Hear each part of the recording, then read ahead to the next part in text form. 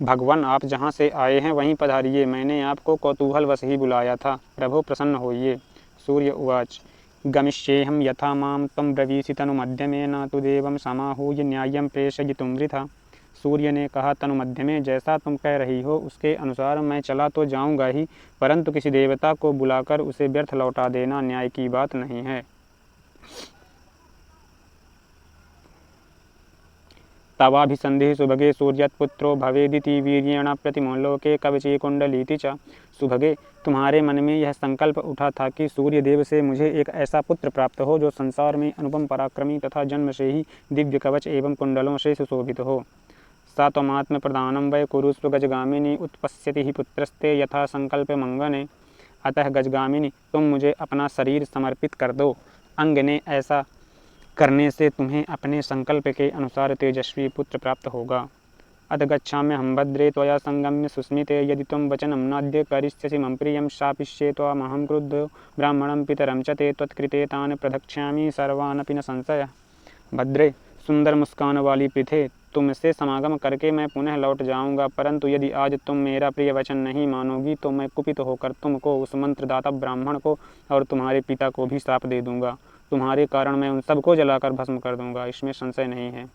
पितरं चैव ते मूढ़ं यो न वेत्ति तवानयं, तस्य च ब्राह्मणस्याद्य योऽसौ मन्त्रमदात् तव शीलवृत्तं विज्ञाय धास्यामि विनयं परम्। तुम्हारे मूर्ख पिता को भी मैं जला दूंगा, जो तुम्हारे इस अन्याय को नहीं जानता है, तथा जिसने तुम्हारे शील और सदाचार को जाने बिना ही मंत्र का उपदेश दिया है, उस ब्राह्मण को भी अच्छी सीख दूंगा।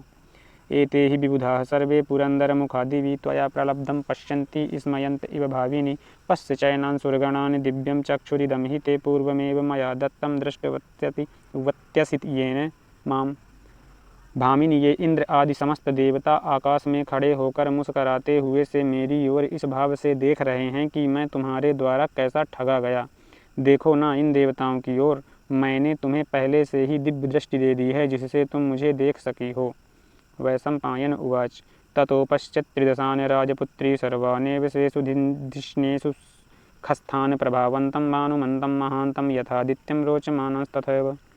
वैशंपायन जी कहते हैं, जन्मेजय, तब राजकुमारी कुंती ने आकाश में अपने अपने विमानों पर बैठे हुए सब देवताओं को देखा। जैसे सहस्त्रों किरणों से युक्त भगवान सूर्य अत्यंत दीप्तिमान दिखाई देते हैं, उसी प्रकार वे सब देवता प्रकाशित हो रहे थे।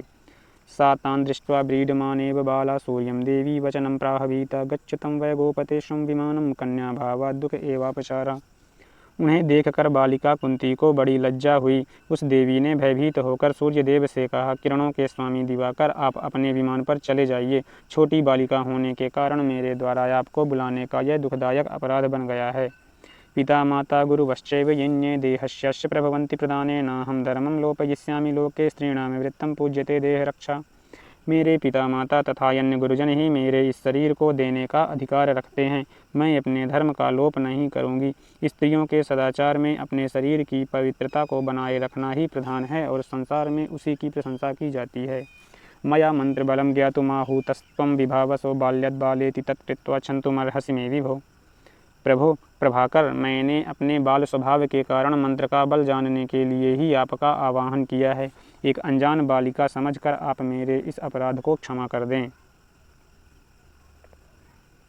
सूर्य उवाच बालेति कृत्वानुनयं तवाहं ददामि नान्यानुनयं लभेत आत्मप्रदानं कुरु कुन्ती कन्ये शान्तिस्तवैवं हि भवेच्च भीरु।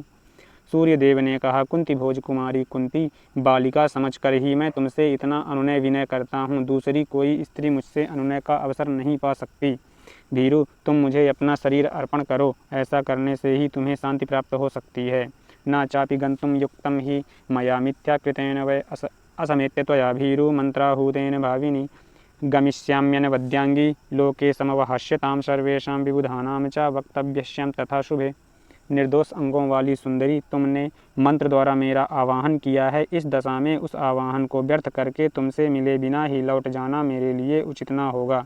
भीरु, यदि मैं इसी तरह लौटूंगा तो जगत में मेरा उपहास होगा। सुबह संपूर्ण देवताओं की दृष्टि में भी मुझे निंदनीय बनना पड़ेगा। सा त्वं मया समागच्छ लप्स्यसे मादृशं श्रुतं विशिष्टा सर्वे लोकेषु भविष्यसि न संशयः। अतः तुम मेरे साथ समागम करो, तुम मेरे ही समान पुत्र पाओगी और समस्त संसार में अन्य स्त्रियों से विशिष्ट समझी जाओगी, इसमें संशय नहीं है। इस प्रकार श्री महाभारत वन पर्व के अंतर्गत कुंडलाहरण पर्व में सूर्य का आवाहन विषयक 306वां अध्याय पूरा हुआ।